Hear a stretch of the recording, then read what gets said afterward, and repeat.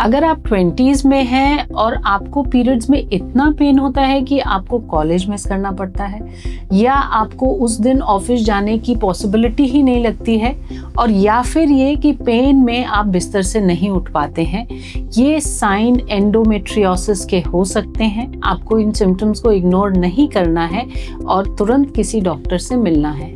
Actually unfortunately हमें बचपन से ही ये बताया जाता है कि पीरियड्स में पेन होना नॉर्मल है, शादी के बाद सब ठीक हो जाएगा, और या फिर तुम्हारा तो पेन टॉलरेंस ही कम है। पर ऐसा नहीं है। नॉर्मल मेंसेस में पेन होना एक लिमिट तक ठीक है। Excessive pain is a sign of problem और उसे इग्नोर नहीं करना चाहिए।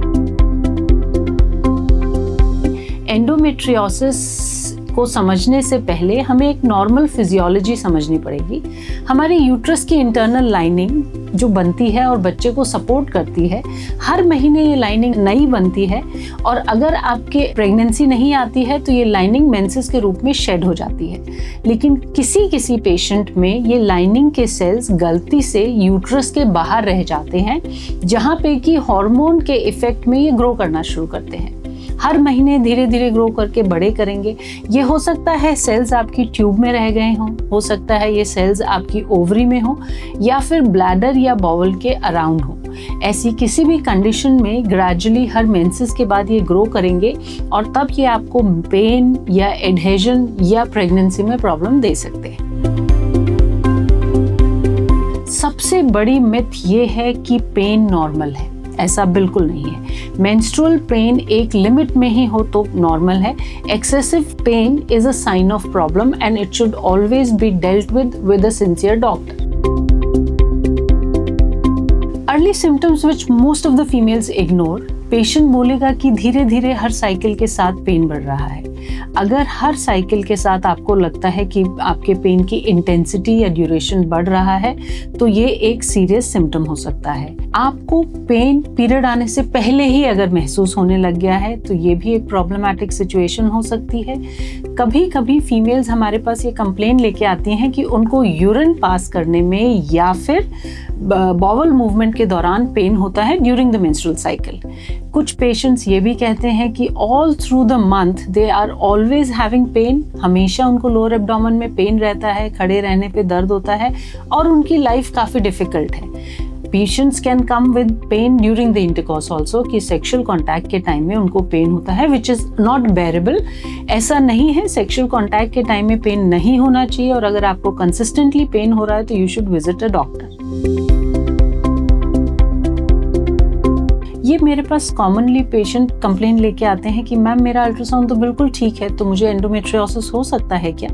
यस, आपको एंडोमेट्रियोसिस हो सकता है, क्योंकि अर्ली एंडोमेट्रियोसिस के लीजन इतने छोटे होते हैं कि हम अल्ट्रासाउंड पे पिक नहीं कर पाते हैं। कई बार इन लीजन्स की पोजीशन इस तरह से होती है कि अल्ट्रासाउंड उनको एक्सेस नहीं कर पाता है। तो ultrasound is not the ultimate guide. कई बार हमें सिम्टोमेटिक ट्रीटमेंट करना पड़ता है, या we may have to resort for other advance techniques like MRI और even laparoscopy if required. It is very important to understand कि अगर आप अर्ली स्टेजेस में एंडोमेट्रियोसिस को पिक कर लो, तो आप डिजीज के प्रोग्रेशन को स्लो कर सकते हो। आप पेन रिलीफ के साथ साथ पेशेंट को एक फ्यूचर कंफर्टेबल लाइफ और गुड फर्टिलिटी दे सकते हो। तो early diagnosis of endometriosis is a very helpful thing, and you should not ignore your pelvic pain और मेंस्ट्रुअल पेन।